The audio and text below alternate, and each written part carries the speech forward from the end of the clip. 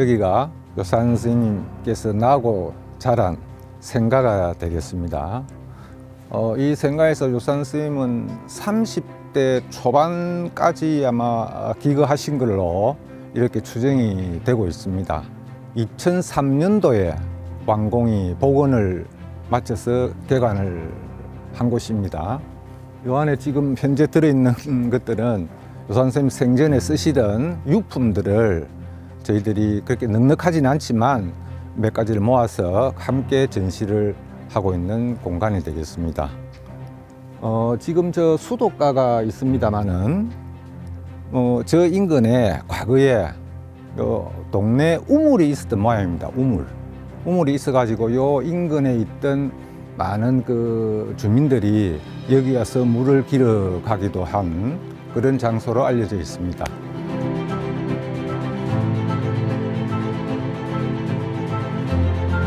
제 뒤편으로 있는 이 건물은 요산 김정한 문학관입니다. 이 문학관은 2006년도에 개관을 해서 전체적으로는 지하 1층과 지상 3층으로 구성이 되어 있는데 지금 보시면은 붉은 벽돌로 마감 처리를 했습니다. 또 요 주변에 보시면은 오죽이라고 하는 대나무가 여기 있습니다. 대쪽 같은 선생님의 그런 기계와 또 황토 빛깔의 벽돌로 마감 처리함으로써 이런 기층 민중들의 삶을 잘 반영한 그런 건물이라고 할 수가 있겠습니다. 그 요산 김정한 선생님의 소설 장소 문학적 공간은 크게 4가지 권역으로 나눌 수가 있습니다. 초기 작품들의 무대는 등단작 사하촌에서부터 시작되는데 선생님이 태어나시고 자라신 고향 마을 범어사를 뒤에 두고 있는 동네 지역 권역을 하나 꼽을 수 있고, 그 다음 2번째 권역은 낙동강 지역인데 모래톱 이야기로 재등단이라 할까요? 다시 이제 제대로 된 소설을 쓰기 시작하면서부터 대표작들이 대부분 낙동강 하류, 을숙도를 비롯한 그 권역에서 이루어집니다.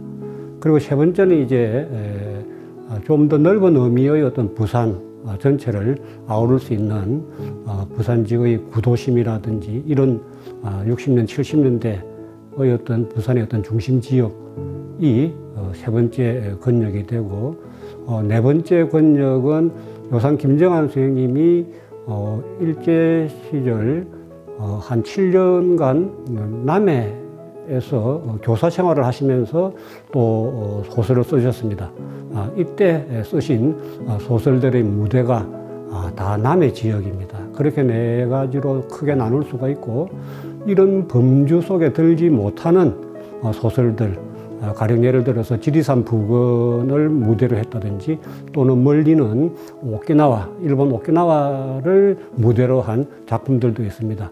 그런 마지막 한 구역을 가지고는 전체적으로 5 정도의 어떤 권역에서 요산 선생님의 문학 작품 무대가 이루어진다고 볼 수 있습니다. 예. 5개 권역 중에서 오늘은 부산 도심을 배경으로 삼은 요산의 문학 세계를 살펴보겠습니다. 낙동강 파수꾼 별칭을 가진 요산 소설 배경이 주로 낙동강 언저리라는 사실은 아는 사람이 많지만, 부산 도심을 배경으로 지은 작품도 의외로 많다는 사실은 널리 알려지지 않았습니다. 부산 원도심 주변은 사람답게 살아가라는 굵직한 메시지를 전하는 산거조, 부당하게 박해받는 소외계층의 항거와 비극적 결말을 다룬 인간단지, 궁핍하고 부조리한 세계를 그린 지옥변을 비롯하여 많은 작품이 탄생한 곳입니다. 부산 도심은 감옥, 법원, 도청, 방첩대, 시청을 비롯한 통치기구와 병원, 백화점 같은 차별 배제의 기구가 집적한 곳으로 당대의 부당하고 차별적인 문제를 외면하지 않았던 요산 소설이 피해갈 수 없는 장소입니다. 특히 서구는 요산이 동대신동 삼익아파트, 동신초 등 인근에 있는 주택 이 두 곳에서 1940년부터 1996년 돌아가실 때까지 56년간 살았던 곳이기도 합니다.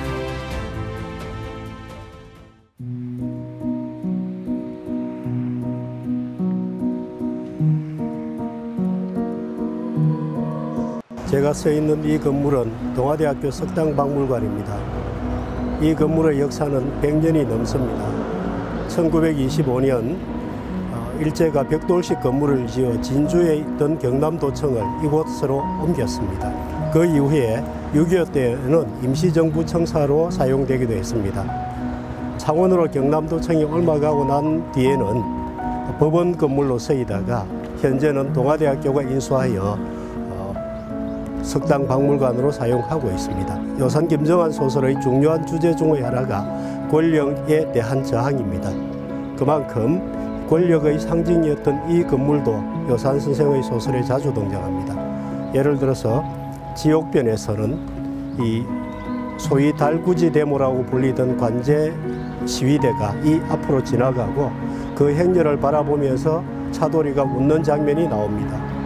수라도에서도 가야 부인의 시아버지인 오봉 선생이 소위 한산도 사건에 연루되어서 구금된 곳도 바로 이 건물이고요. 가야 부인이 오봉 선생을 면회오는 무시무시한 건물도 이 건물 2층 뒷구석에 있는 고등계로 되어 있습니다. 또 마찬가지로 오봉 선생이 재판을 받는 재판소도 이 건물과 나란히 서 있다고 묘사되어 있습니다. 그만큼 요산 소설에서는 아주 중요한 장소라고 할 수 있습니다.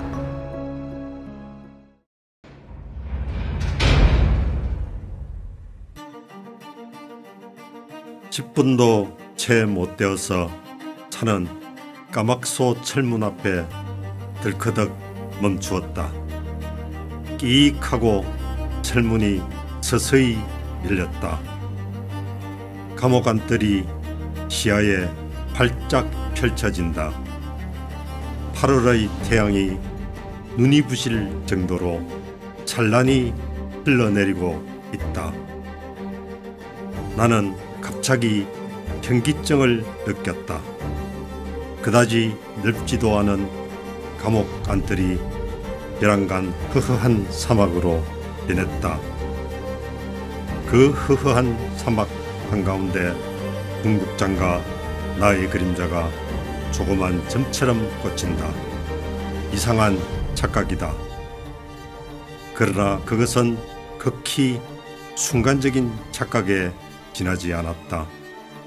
나는 곧 제정신으로 돌아왔다.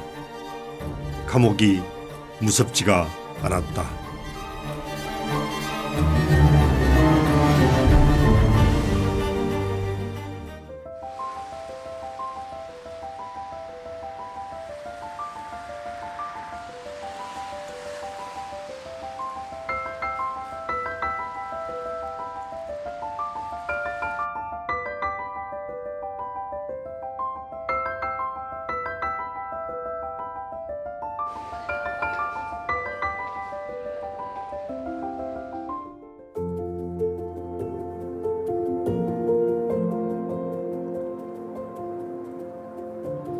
제대로 서 있는 건물 잘 보이시나요? 바로 부산호텔 건물입니다. 이 건물은 1974년 완공되어서 약 50년의 역사를 지니고 있는데요. 이 장소 역시 요산 선생의 슬픈 해우라는 작품에서 아주 중요한 장소로 등장하고 있습니다. 1950년 당시 요산 선생은 보도연맹 사건으로 예비 금속을 당한 적이 있습니다. 그때의 경험을 쓴 작품이 슬픈 해우라는 소설인데요. 당시 요산 선생은 엄궁의 어떤 집에 피신해 있다가 무장한 군인들에게 잡혀 이 건물로 연행이 됩니다. 소설 속의 표현으로 따르면 동광동의 어리어리한 2층 건물로 잡혀갔다라고 되어 있습니다. 물론 그때 당시에는 요산 선생의 표현에 따르면 외놈들이 포목상을 하던 자리, 곧 타카세 한명회사라는 회사가 있던 자리였습니다. 타카세 한명회사는 당시에 이청벽돌조로 된 근대식의 어리어리한 건물이었고요. 이 건물이 해방 후에는 김창룡의 방첩대 건물로 사용되게 됩니다. 그러니까 슬픈 해우에서 성수가 잡혀갔던 건물이 바로 타카세 한명회사가 였던 방첩대 건물이고 현재의 부산호텔 이 자리입니다. 관광 부산의 이면에 가려진 역사적인 상흔이 바로 여기에도 새겨져 있다고 하겠습니다.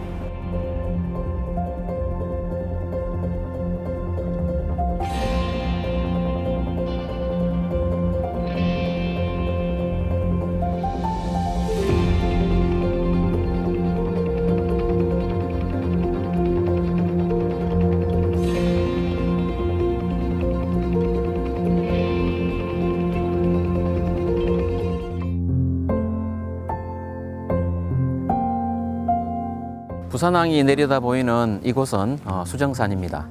요산 선생님의 상거족이라는 작품의 주 무대가 되는 곳인데요. 여기 수성초등학교 요 뒤쪽이 바로 마사등이 되겠습니다. 그러면 이 동네를 한번 올라가 보도록 하겠습니다.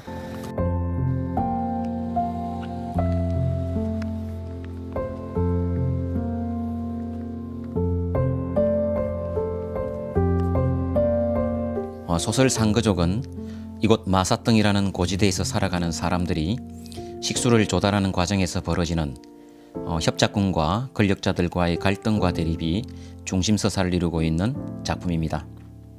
문학판이나 문학로 곳곳에서 가장 많이 보이는 글귀가 바로 사람답게 살아가라는 것입니다. 이 문구는 김정한 선생님과 이제 한 몸처럼 인식되는데, 이는 바로 수정산을 배경으로 하는 소설 상거족에 나오는 주인공 황거칠 노인이 한 말입니다. 그는 400여 세대가 사는 이곳 주민들의 식수로 산의 물을 끌어다 쓰도록 한 장본인이자 세작대기로 파이프의 고장을 확인하기 위해 매일 골목골목을 헤집고 다녀 그래서 그에게 붙여진 별명이 짝대기라고도 합니다. 그러다 이 산수도를 철거하라며 혁심을 품은 산임자들이 나타나 결국 새로운 수원지를 찾아 나설 수밖에 없는 상황에서 황노인은 얼마나 많이 이 산길을 오르내렸을까요?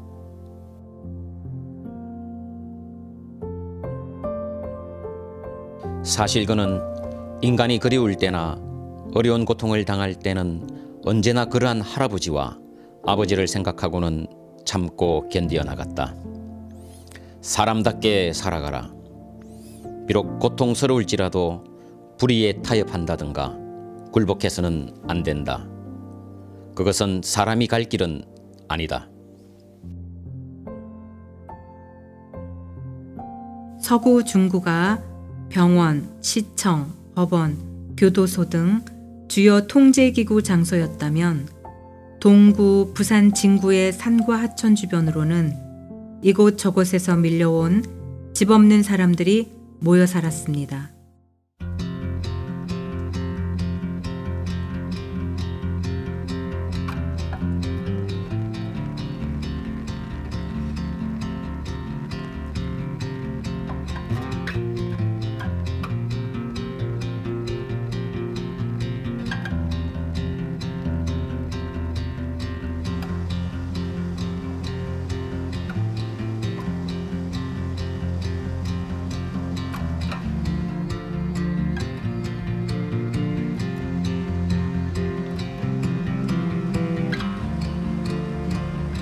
지금 현재 부산에는 철도시설 관련해서 일제시대 당시의 건축물들이 많이 남아 있습니다. 제가 있는 이곳도 보시면 이 주변 일대가 당시 부산 철도 공작창 주변인데요.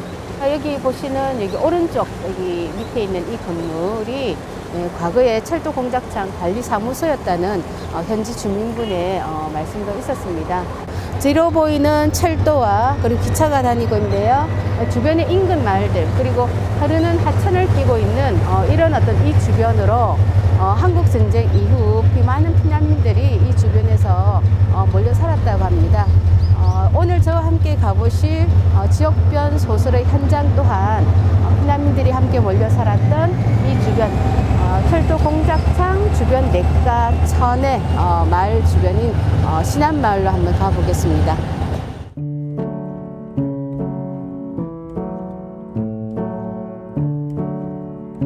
제가 손에 들고 있는 이 소설은 김정한 작가의 중편소설 지역변이라는 소설입니다. 이 소설은 1970년 1월 당시 잡지 세대지 78호에 실렸던 김정한 작가의 아주 묵직한 중편소설인데요.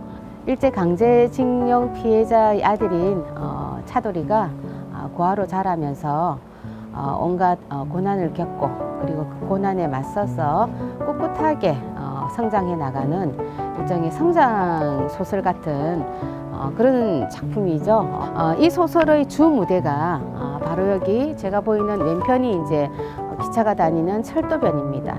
지금 여러분이 보시는 풍경은 이제 많이 바뀌었지만 그 당시 타임머신을 돌려서 한국전쟁 일제강점기 이후 그리고 한국전쟁 당시 그리고 이 소설의 주 무대가 되는 이러한 상황을 유추해 보시면 지금과는 굉장히 많은 풍경이 상상이 되실 것입니다. 구두닦이 차돌이가 해방 직후부터 살구 혁명에 이르기까지 여러 사회적 어떤 모순이나 어떤 주변의 어떤 풍경들을 보면서 사회의 눈을 떠가는 이러한 어떤 과정을 담은 소설이라고 할 수가 있겠습니다. 지옥변에서는 구두닦기 하는 차돌이 동선이 터면 일대에 나타납니다. 그 당시 사람들이 소풍을 많이 갔던 가야공원. 소설 속에서 철도 공장으로 묘사되는 부산 철도 차량 정비단. 친일파 선생이 근무하는 상업학교는 부산 상고 자리였던 롯데백화점. 타창가로 그려지는 옛 범전동 300번지. 부정선거 규탄 데모가 벌어지는 로타리로 등장하는 화면 교차로 등입니다. 지금까지 서부, 중부, 동부, 부산 진구를 배경으로 한 부산권역 요산 작품을 살펴보았습니다. 한센인의 저항과 자유를 그린 인간단지 또한 제외할 수 없는 작품입니다. 작품 무대는 부산 남구입니다. 그뿐만 아니라 요산의 작품 속 장소는 장편소설 삼별초에서 전라, 충청, 경기로 확대되고 오키나와에서 온 편지에 이르러 동아시아로 확장됩니다. 수라도, 뒷기미나루, 모래톱 이야기 등 10여 편의 역작을 통해 낙동강 파수꾼으로 자리매김한 요산의 문학적 상징인 낙동강은 오늘도 역사의 산 증인으로 유장하게 흐르고 있습니다. 변함없이 도도히 흐르는 낙동강처럼 가난과 권력에 핍박받는 민중에 대한 애정과 연민, 독재와 권력에 대한 저항 정신을 시퍼런 붓의 터치로 그린 요산 소설은 여전히 우리에게 큰 울림을 주고 있습니다.